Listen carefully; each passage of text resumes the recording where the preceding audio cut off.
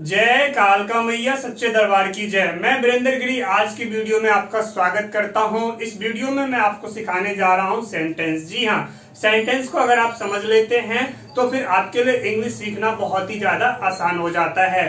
चलिए आगे बढ़ते हैं और देखते हैं। देखो, सबसे पहली बात कि इंग्लिश क्या होती है। English is a language. एक इंग्लिश क्या है? एक भाषा है। और इंग्लिश जो भाषा है जरा इसको समझते हैं। देखिए, लैंग्वेज का मतलब हो जाता है जैसे आपका हिंदी है, उर्दू है, अरेबिक है, जर्मन है। इस तरीके से दुनिया में बोली जाने वाली बहुत सारी भाषाएं हैं। इसी तरीके से इंग्लिश भी एक भाषा है। देखो, जब बात आ जाती है भाषा की तो आपको जो बातें दिमाग में बिठानी है, समझिए, बहुत जरूरी वीडियो है। देखिए, इसको समझिए। जब भी आपको कोई भी लैंग्वेज है, जब भी आप वो सीखते हैं तो उसमें मेन काम क्या होता है? मेन काम होता है उसका ट्रांसलेट करना। ट्रांसलेट करने का मतलब होता है कि उसको बदलना है, अनुवाद करना है। देखो, आपको इंग्लिश सीखनी है और इंग्लिश के लिए हमारा जो मेन लैंग्वेज है, जो हमारा बेस है, आधार है, जिसके आधार पर हम इंग्लिश सीखेंगे, वो है हमारा हिंदी। तो अब यहाँ पे समझते, तो यहाँ भी ट्रांसलेट वाला ही काम चलेगा। ट्रांसलेट का मतलब समझिए। यहाँ पे जैसे आप जानते हैं कि हमारा जो भी सेंटेंस होगा पहला वो होगा हिंदी में, और इसको लेके कहाँ जाना है? ये लेके जाना है हमें इंग्लिश में। तो इसको लेके जाएंगे। देखते रहिए, समझते रहिए।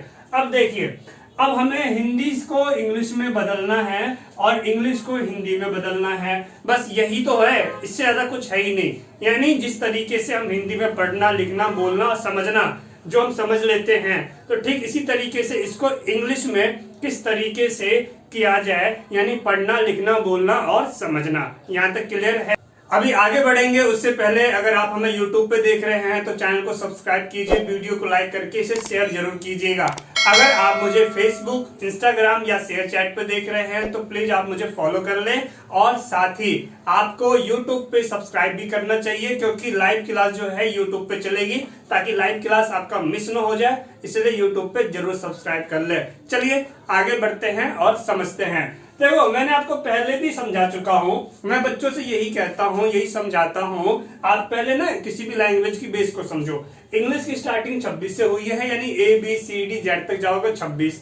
और इसके आगे जो है हिंदी की जो है ये क्या है? A, ये जाओगे टोटल मिला के। मैंने यहाँ पे 52 माना है, इसको अप्रोक्स माना है। ये कुछ ज्यादा होता है ये समझाने के लिए। तो सबसे पहले हमें ये समझ में आ जाता है, ध्यान दीजिए कि जो इंग्लिश है ये 26 है, यानी कि इंग्लिश क्या है? एक इजी है। इजी यानी कि इजी भाषा है, यानी जिसमें स्टार्टिंग में ही आपका क्या कहते हैं 26 से बना है, वो आगे भी कम ही रहेगा। और जो स्टार्टिंग में ही 52 है वो आगे चल के भी बहुत ज्यादा हो जाएगा। आप समझ रहे हैं ना? तो यहाँ से मैंने आपको ये समझा दिया था, हर एक हिंदी की इंग्लिश नहीं बनेगी। आपको सेंस देखना होता है, क्या सबका सेंस एक जैसा बन रहा है, तो उनकी इंग्लिश एक ही होगी। अब इसके आगे चलते हैं, क्योंकि ये समझना बहुत जरूरी है। जैसे कि मैंने आपको बताया था, वो है सेंटेंस। देखिए, सेंटेंस को इंग्लिश में जो है हिंदी में बोलते हैं इसको वाक्य। अब मैं आपको ट्रिक बताने जा रहा हूँ। ट्रिक क्या है? जहां आपकी सांसें टूट जाए। आप कुछ बोल रहे हो, मैं बोल रहा हूँ। देखो, मैं बोल रहा हूँ, मेरी सांस टूटी। आप जा रहे थे बोला, फिर सांस टूटी। तो इस तरह जहां जहां आपकी सांसें टूट जाती है वो आपका एक वाक्य बन जाता है। वैसे अगर आप इंग्लिश की बुक में देखेंगे तो आपको तो यही मिलेगा कि combination of words is called sentence, यानी शब्दों, यानी छोटे छोटे शब्दों का जो जोड़ होता है उससे मिलकर वाक्य बनता है। लेकिन वो वाली पढ़ाई कहाँ काम आएगी आपके? आपको ट्रिक चाहिए, आपको सीखना है, आपको जल्दी सीखना है, आपको फास्ट सीखना है, आपको कॉन्फिडेंस के साथ सीखना है। तो इसके लिए ट्रिक चाहिए। ट्रिक देखिए, समझिए। देखिए, अब मैंने क्या बता दिया आपको कि जहां आपकी सांसें टूटे वहां पे एक वाक्य बन जाएगा। हाँ, समझ गए? देखो, मैं बोलता हूं, तुम उधर जाओ, तुम उधर जाओ। सांस टूटी तो छोटा वाक्य हो गया।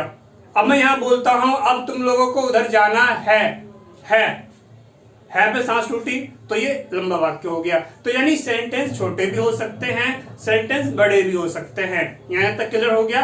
अब चलते हैं आगे। देखो, सेंटेंस, क्योंकि ये जो है ना, कुछ भी इंग्लिश में बनाओगे तो आप क्या करोगे? ट्रांसलेट ही तो करोगे। और ट्रांसलेट किसका करोगे? सेंटेंस का ही तो करोगे, वाक्य का ही तो करोगे, तो इसके लिए वाक्य समझना बहुत जरूरी है। समझ लीजिए, और इसको समझ गए, मैं गारंटी देता हूं इंग्लिश में जो है ना आपका कॉन्फिडेंस बढ़ जाएगा, क्योंकि हम अपने सभी स्टूडेंट्स को यही समझाते हैं, बेस को समझ लो, आगे तो आप बढ़ते ही चले जाओगे, यानी आपका आधार मजबूत है, आप आगे बढ़ते चले जाएंगे। आइए देखते हैं। सेंटेंस का मतलब होता है वाक्य, और वाक्य को समझते हैं। देखो, जब आपकी बातें हाँ वाली होती है, यानी जिसमें आप हाँ बोलते हैं, हाँ बोलने का मतलब ये नहीं है हाँ मैं जा रहा हूं, नहीं, ऐसा नहीं है। हाँ का मतलब उस सेंटेंस में हाँ होना चाहिए। मैं जा रहा हूं तो इसका मतलब क्या है? हाँ है ना, कि मैं जा रहा हूं, मना तो नहीं किया। तुम पढ़ाई करते हो, तुम पढ़ाई करते हो, तो इसका मतलब क्या है? इसका मतलब यही तो है कि आप पढ़ाई करते हो, हाँ वाली बात है। Point clear? ठीक। अब बात करते हैं तो इसको इंग्लिश में क्या कहेंगे? इसको इंग्लिश में कहेंगे अफर्मेटिव सेंटेंस, यानी हिंदी में क्या बनेगा? स्वीकारात्मक वाक्य, यानी आप इसमें इस चीज को स्वीकार करते हो, यानी एक्सेप्ट करते हो। अब इसके आगे चलते हैं और आगे देखते हैं। हो सकता है बीच बीच में ट्रैफिक की आवाज आ जाए, तो इसको प्लीज एडजस्ट कीजिए, क्योंकि हमारा जो ट्यूशन है ना ये रोड साइड में ही है, तो आप समझ सकते हैं जरा जरा सी आवाज आ सकती है। चलिए देखते हैं, समझते हैं। दूसरी बात करते हैं निगेटिव सेंटेंस। निगेटिव सेंटेंस का मतलब वो है कि जिसमें आप मना करते हो, नहीं आती है किसी भी तरीके से। देखो, तुम उधर मत जाओ, मना कर दिया ना, निगेटिव सेंटेंस है। तुम नहीं जा रहे हो, निगेटिव सेंटेंस है। आप उससे नहीं मिलोगे, निगेटिव सेंटेंस है। बात समझ में आ गया ना? तो इसको क्या बोलते हैं? निगेटिव सेंटेंस, यानी नकारात्मक वाक्य। आगे देखिए, इसके आगे चलते हैं। ये हमारा प्रश्न लिखा हुआ है, देखो, इंटरोगेटिव सेंटेंस, यानी जिसमें आप कुछ पूछते हो। कैसे? समझिए, क्या आप जाओगे, क्या वह आएगा, तो केवल क्या नहीं, कब, कहां, क्यों, कैसे, ये जितने भी प्रश्न वाले आ जाएं, यानी जिनमें कुछ पूछा जा रहा है, तो वो क्या कहलाता है? वो कहलाता है इंटरोगेटिव सेंटेंस। बात समझ में आ गया? और इसको हिंदी में कहते हैं प्रश्नवाचक वाक्य। जब क्या हो, प्रश्न भी हो और उसको मना भी करते हैं। जैसे, क्या तुम नहीं जाओगे, क्या आप पढ़ाई नहीं करोगे, क्या रवि नहीं बोलेगा, क्या तुम नहीं गए थे। दोनों काम चल रहा है, क्या भी हो रहा है, नहीं भी हो रहा है। तो ये क्या है आपका? ये है इंटरोगेटिव एंड नेगेटिव सेंटेंस, यानी कि प्रश्नवाचक और नकारात्मक वाक्य।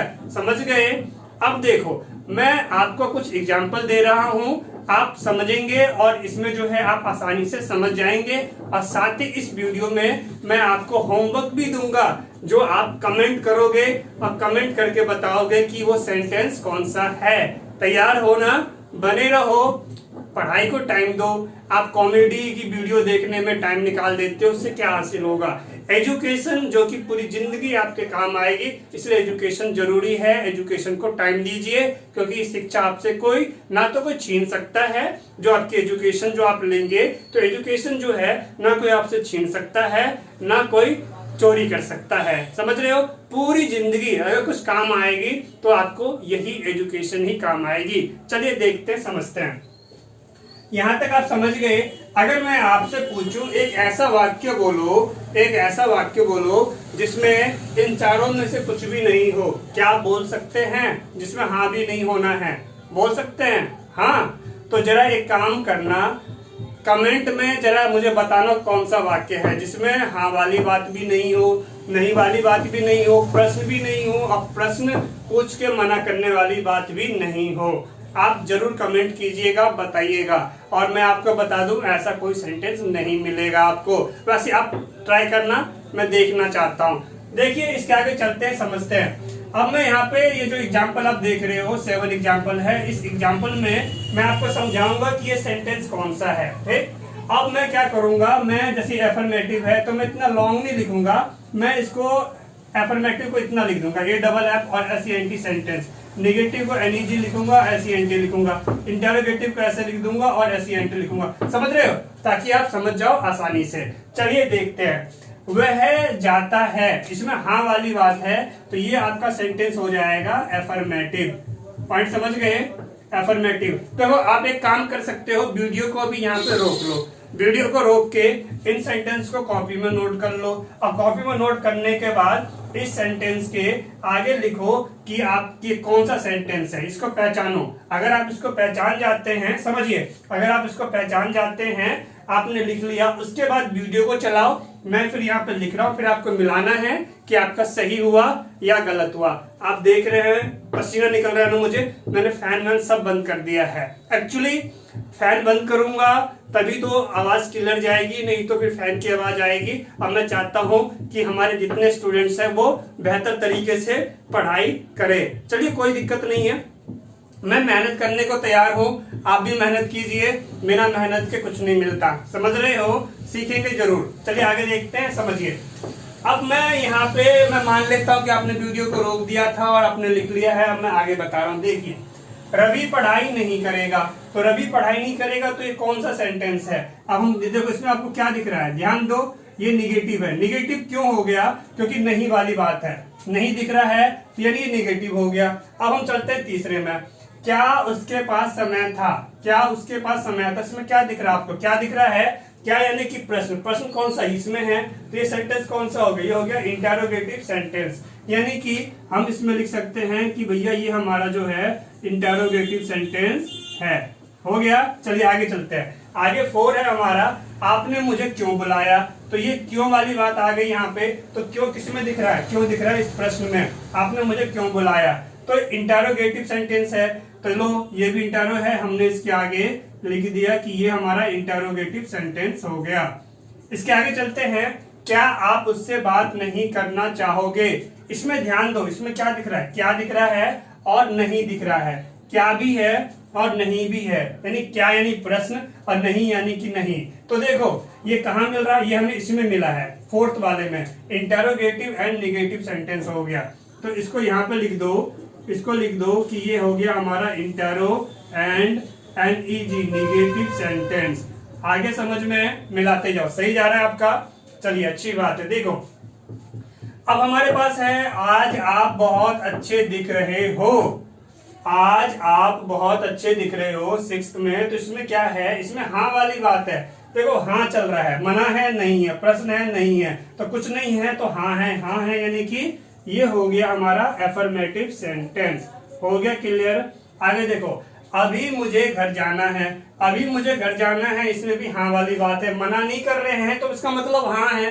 तो अब क्या होगा, ये भी हमारा एफर्मेटिव सेंटेंस हो जाएगा। तो ये आप समझ गए।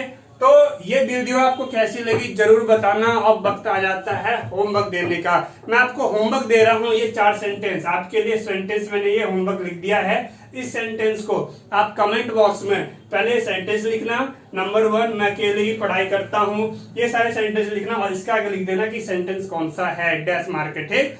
देखते हैं कि आप जो है इसके आंसर क्या देते हो, मुझे आपके आंसर का जो है इंतजार रहेगा, क्योंकि बिना गुरु ज्ञान नहीं होता है। तो आपके पास अच्छा मौका है कि आप ऑनलाइन क्लास को ज्वाइन कीजिए। इसके लिए जरूरी क्या है, आपका नंबर दिख रहा है, इस नंबर पे आप मुझसे जरूर कांटेक्ट करें। देखो पढ़ने के तरीके क्या है, ऑनलाइन क्लास से ऑफलाइन क्लास, यानी आप हमारे सेंटर पर आके पढ़ाई कर सकते हो और होम ट्यूशन भी आप ले सकते हैं। मैं आपसे मिलता हूं अगले वीडियो में, यानी कि डेमो क्लास में मिलेंगे। और बच्चों, जो बच्चे हमारे पास पढ़ रहे हैं, अगर आपको कोई कंफ्यूजन है, ये वीडियो स्पेशली मैंने कुछ नए स्टूडेंट्स हैं उनके लिए बनाया है, अगर आपको कोई कंफ्यूजन है तो क्लास में जरूर पूछ लेना। थैंक्स फॉर वॉचिंग, जय हिंद, वंदे मातरम।